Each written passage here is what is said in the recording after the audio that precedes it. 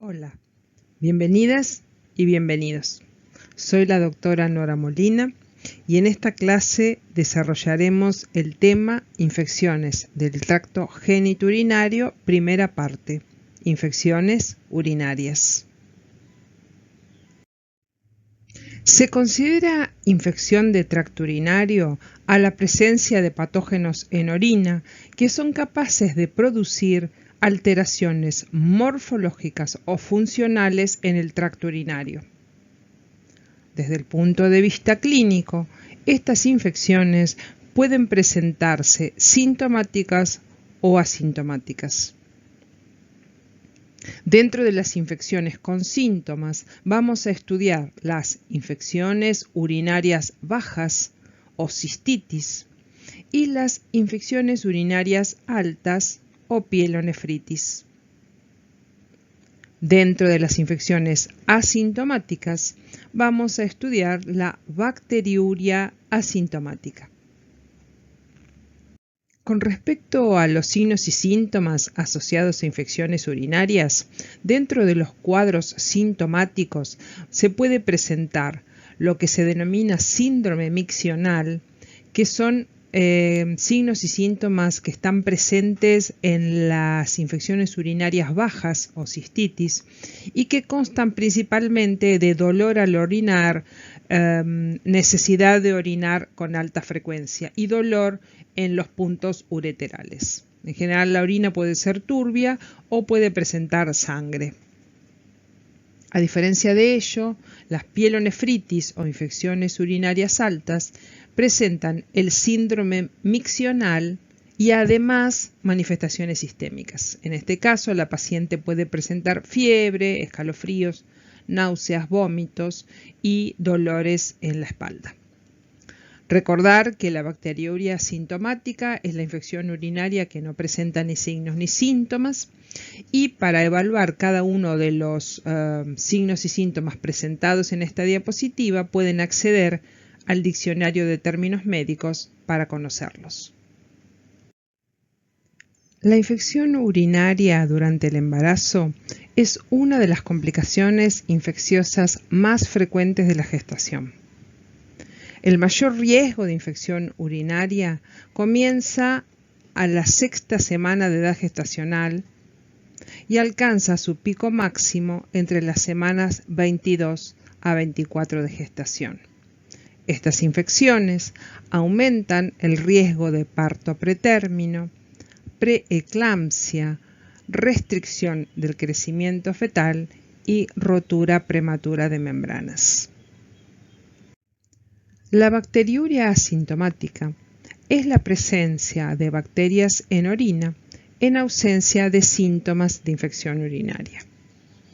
Esta entidad clínica predispone a la pielonefritis aguda y puede asociarse a la anemia materna, hipertensión arterial, amenaza de parto pretérmino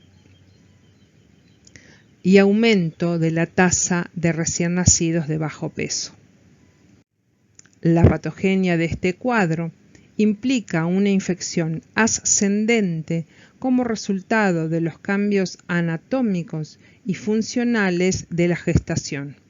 En este caso, por el embarazo se produce dilatación uretral secundaria a la progesterona, compresión uterina, reflujo vesíco-ureteral, éstasis vesical, aumento del filtrado glomerular, glucosuria y proteinuria con elevación del pH urinario. Los microorganismos pueden ingresar al tracto urinario por la vía ascendente o descendente. De estas dos vías, la vía ascendente a través de la orina es la vía más frecuente. Las bacterias ingresan por la uretra, ascienden a la vejiga y pueden ascender hasta el riñón. Este mecanismo es más frecuente en las mujeres debido a la uretra, que tiene menor longitud, y a la proximidad de la vagina al área perianal. El principal mecanismo de defensa es el flujo estéril de orina que barre las bacterias que puedan ascender por la uretra. La vía descendente es una vía mucho menos frecuente y se debe a la invasión de bacterias desde la sangre y pueden llegar a infectar el riñón.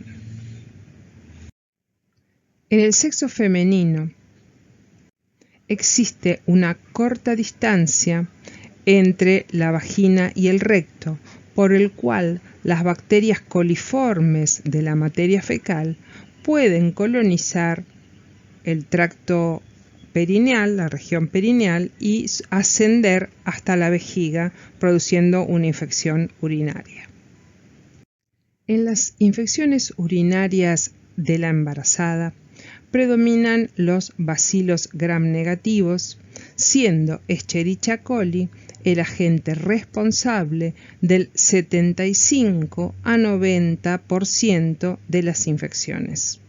En este caso, Escherichia coli también es el responsable de las infecciones en las mujeres no embarazadas.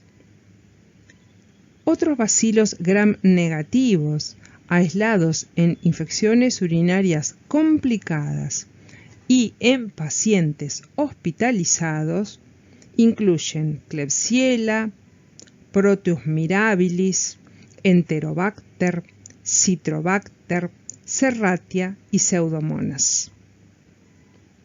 Los cocos gram positivos aislados con mayor frecuencia en infecciones urinarias son Staphylococcus saprophyticus, Streptococcus agalactiae y Enterococcus.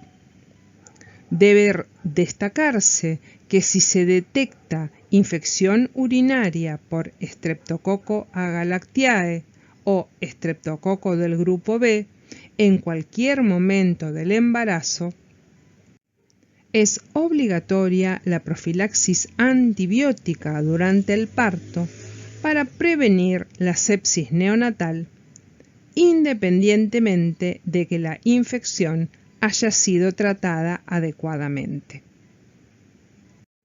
Escherichia coli uropatógena, o UPEC, es el principal agente etiológico de infecciones urinarias.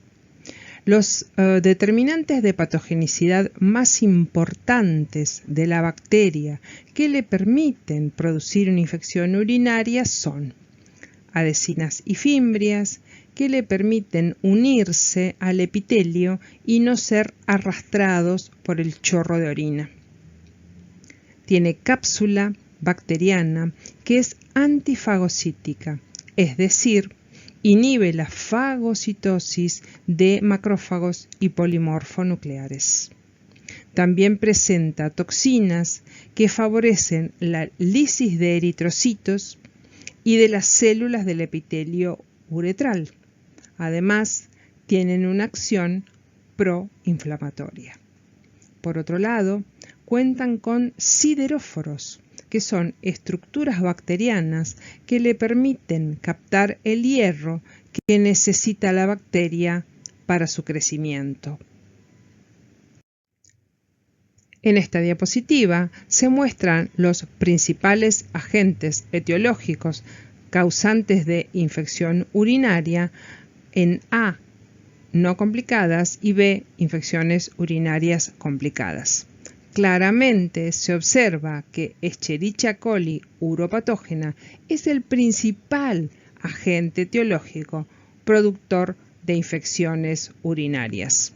Le siguen en frecuencia otros microorganismos como Klebsiella pneumoniae, Staphylococcus saprophyticus, Enterococcus, Streptococo grupo B, Proteus mirabilis, Pseudomonas aeruginosa, Staphylococcus aureus y la levadura cándida. Recolección de la muestra de orina para urocultivo. La orina en la vejiga es un líquido estéril. Sin embargo, durante la micción, la orina puede contaminarse con la microbiota del perineo, de la uretra o de la vagina.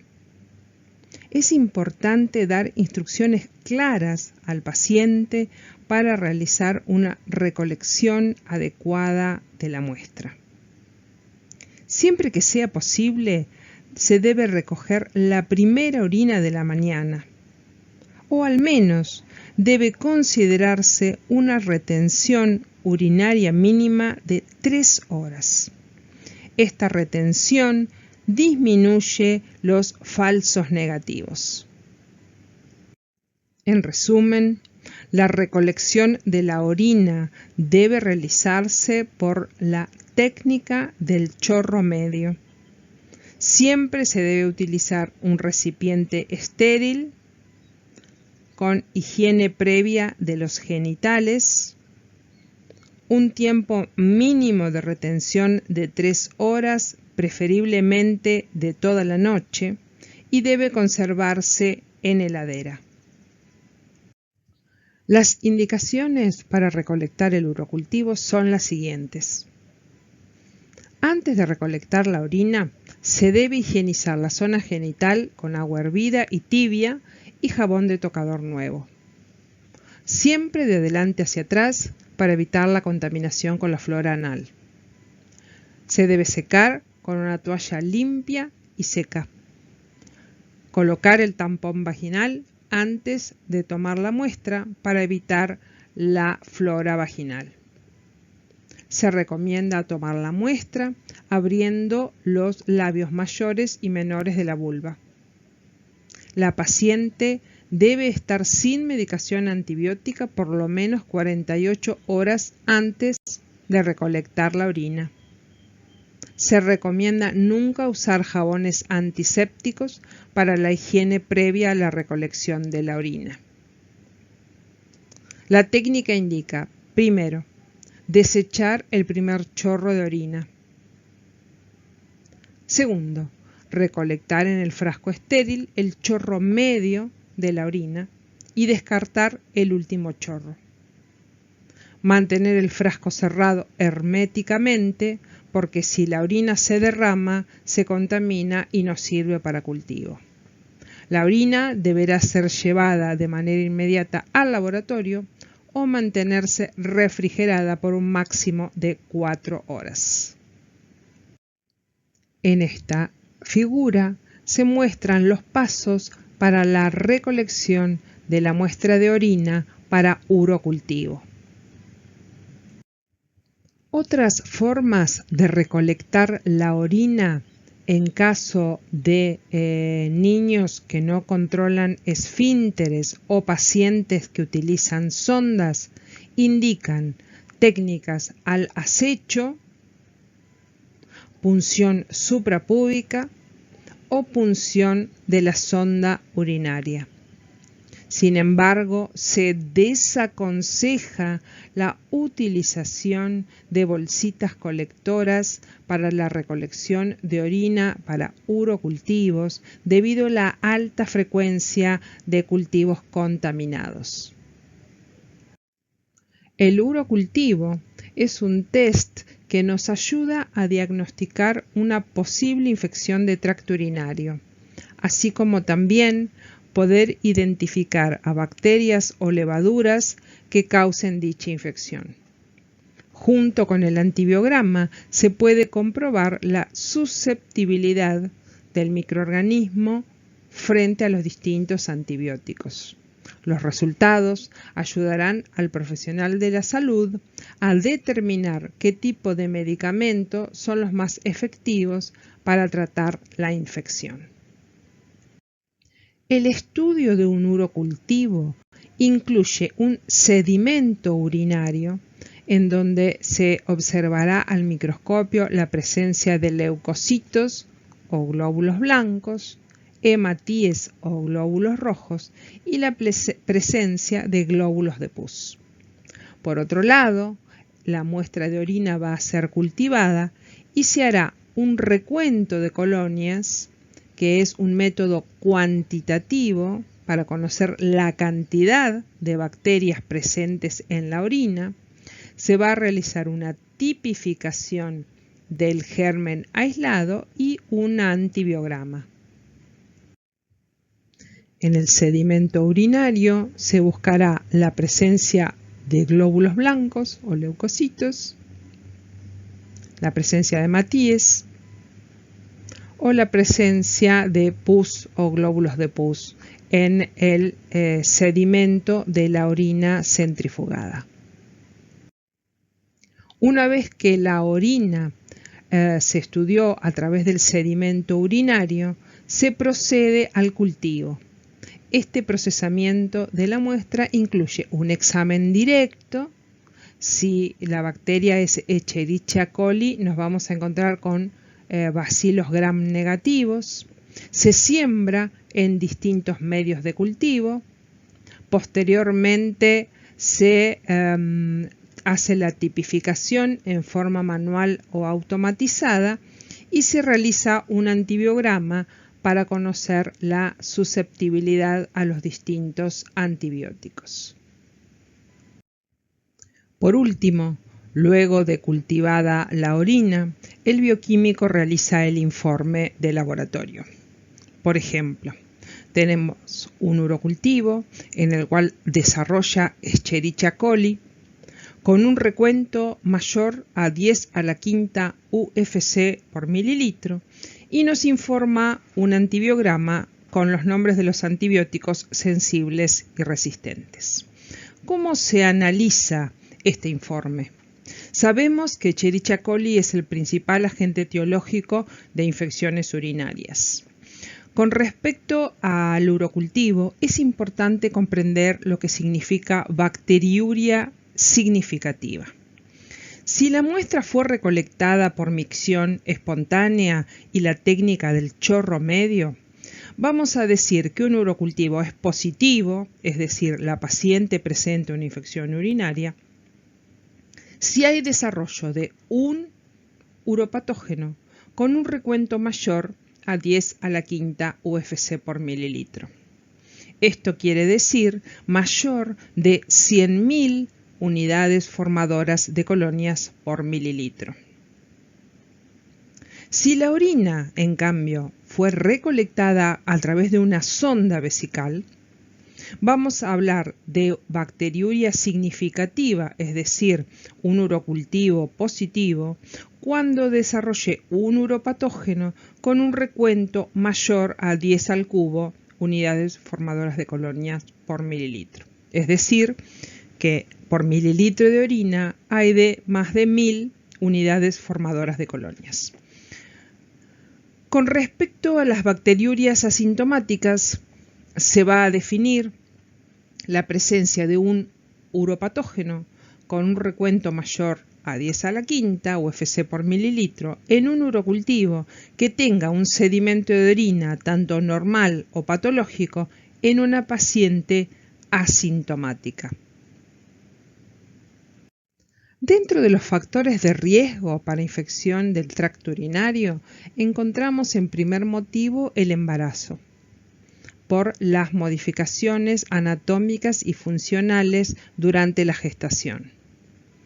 Las relaciones sexuales, el uso de espermicidas durante las relaciones, los pacientes con diabetes, las mujeres que han tenido infecciones urinarias recurrentes, la hospitalización, la inmunosupresión, los pacientes que tienen colocada una sonda urinaria o la incontinencia urinaria que lleva al uso de pañales o apósitos son los principales factores de riesgo de infección urinaria. Si la paciente tiene síntomas de cistitis, pero el urocultivo dio resultado negativo, se debe descartar el síndrome uretral, que presenta manifestaciones similares a una cistitis, pero por otros microorganismos que no se estudian en el urocultivo. En este caso, uno de los principales microorganismos a descartar es Chlamydia trachomatis. este microorganismo lo veremos en el taller de infecciones de transmisión sexual. Por otro lado, la pielonefritis, además del síndrome miccional, puede presentar manifestaciones sistémicas. Además, hay un 10 a un 15% de las embarazadas con pielonefritis en las cuales las bacterias pueden diseminar por la sangre y dar bacteriemia. Entonces, en estos casos, además del urocultivo, puede solicitarse recolección de muestras de sangre en hemocultivos antes de iniciar el tratamiento antibiótico. Ante signos y síntomas de infección urinaria hay numerosos diagnósticos diferenciales. Sin embargo, en el caso de una embarazada debemos estar atentos a diagnósticos diferenciales de cistitis, uretritis, vaginitis, enfermedad inflamatoria pelviana. Y dentro de los diagnósticos diferenciales de pielonefritis estaría, por ejemplo, el embarazo ectópico. En resumen, y a modo de cierre, debemos recordar que las infecciones de tracto urinario pueden ser sintomáticas, como cistitis y pielonefritis, o asintomáticas, como la bacteriuria asintomática. Que el urocultivo es el único método de laboratorio que permite conocer el agente causal y el tratamiento antibiótico. Que toda embarazada sin síntomas debe ser evaluada con un urocultivo para detectar bacteriuria asintomática entre las semanas 14 y 16 de edad gestacional. Recordar que la bacteriuria no puede presentar síntomas, pero predispone a una pielonefritis y puede asociarse a anemia materna, hipertensión arterial en el embarazo, amenaza de parto pretérmino y aumento en la tasa de recién nacidos de bajo peso. Por último, les dejo una lista de bibliografías, de libros y de artículos sobre el tema de las infecciones urinarias en la embarazada. Muchas gracias.